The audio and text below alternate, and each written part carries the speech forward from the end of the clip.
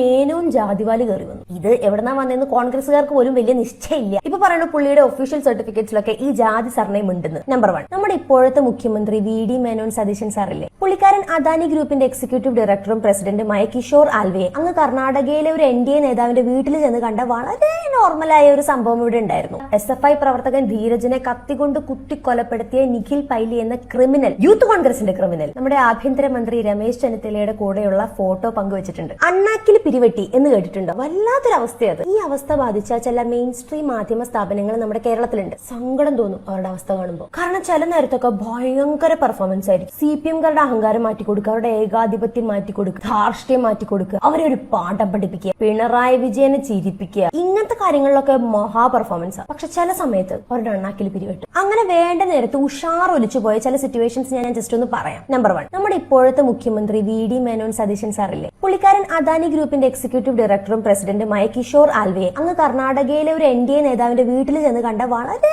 നോർമലായ ഒരു സംഭവം ഇവിടെ ഉണ്ടായിരുന്നു. അദാനി ഗ്രൂപ്പിന്റെ ചാർട്ടേഡ് വിമാനത്തിലൊക്കെയാണ് പുള്ളി അന്ന് പോയത്. സാറ് എന്തിനാ അങ്ങോട്ട് പോയത്? എന്തെങ്കിലും ഡീൽ ഉറപ്പിക്കാനാണോ എന്നൊരു ചോദ്യം ചോദിച്ച് പുള്ളിയെ ബുദ്ധിമുട്ടിക്കാൻ ഇവിടുത്തെ ഒരു മാധ്യമങ്ങളും പോയിട്ടില്ല. നമ്പർ 2, ഈ ഇലക്ട്രൽ ബോണ്ട് എന്ന് പറഞ്ഞൊരു പരിപാടിയുണ്ട്. അതിലെ വിവരങ്ങൾ അനുസരിച്ച് കേരളത്തിലെ കോൺഗ്രസ് പാർട്ടിക്ക് ഇത്തവണ ഇലക്ഷന് പരസ്യം ചെയ്യാനായിട്ട് ഏകദേശം 1500 കോടിയോളം രൂപ 3000-ലധികം കമ്പനികൾ കൊടുത്തിട്ടുണ്ടെന്നാണ് വിവരങ്ങൾ പറയുന്നത്. അതിലെ ഒരു പ്രധാന പങ്ക് ഹെൽത്ത് കെയർ ആൻഡ് ഫാർമസ്യൂട്ടിക്കൽ സെക്ടറിലെ കമ്പനികളാണ് കൊടുത്തിട്ടുള്ളത്. അതിൽ തന്നെ 15 ആരോഗ്യ മേഖലയുമായി ബന്ധപ്പെട്ട കമ്പനികൾ കോടിക്കണക്കിന് രൂപ കോൺഗ്രസിന് കൊടുത്തതായി റിപ്പോർട്ടുണ്ട്. ഇത് കേരളത്തിൽ കോൺഗ്രസ് അധികാരത്തിൽ വരുമ്പോൾ ഇവിടുത്തെ പബ്ലിക് ഹെൽത്ത് കെയർ സെക്ടറിൽ പ്രൈവറ്റ് കമ്പനികൾക്ക് നുഴഞ്ഞു കയറാനുള്ള അവസരം കൊടുക്കാനല്ലേ എന്നൊരു സംശയം എനിക്ക് തോന്നി. എന്നാൽ അവരെന്തിനു നിങ്ങൾക്ക് കാശ് തന്നെ എന്നൊരു ചോദ്യം കോൺഗ്രസിനോട് ചോദിക്കാൻ ഇവിടുത്തെ മാധ്യമങ്ങൾക്ക് ഇതുവരെ പറ്റിയിട്ടില്ല. നമ്പർ 3, നമ്മൾ ഇത്രയും കാലം നമ്മുടെ പ്രതിപക്ഷ നേതാവായും MLA ആയും VD സതീശൻ എന്നയാളെയാണ് അറിഞ്ഞിട്ടുള്ളത്. എന്നാൽ പുള്ളിക്കാരൻ മുഖ്യമന്ത്രിയായി സത്യപ്രതിജ്ഞ ചെയ്തപ്പോൾ അദ്ദേഹത്തിന്റെ പേര് വടശ്ശേരി ദാമോദര മേനോൻ സതീശൻ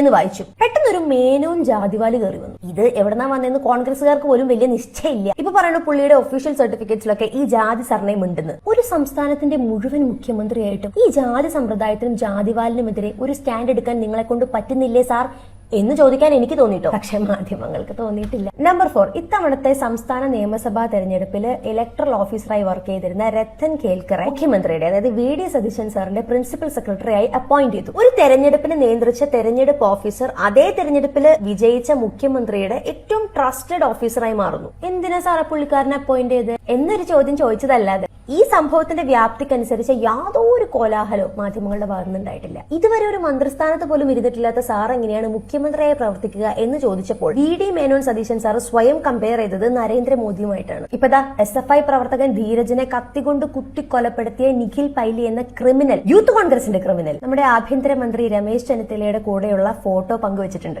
അഭിവാദ്യം അർപ്പിക്കാൻ നോ ക്വസ്റ്റ്യൻസ് ആസ്ക്ഡ്. അല്ല, ഈ മാധ്യമങ്ങളൊക്കെ ഇങ്ങനെ പിരിയും വിട്ടിരുന്ന നമ്മൾ എങ്ങനെ വർഷങ്ങളുടെ മാധ്യമ പാരമ്പര്യം കാത്തു സൂക്ഷിക്കും? Always remember, journalism is not just for democracy, it is democracy.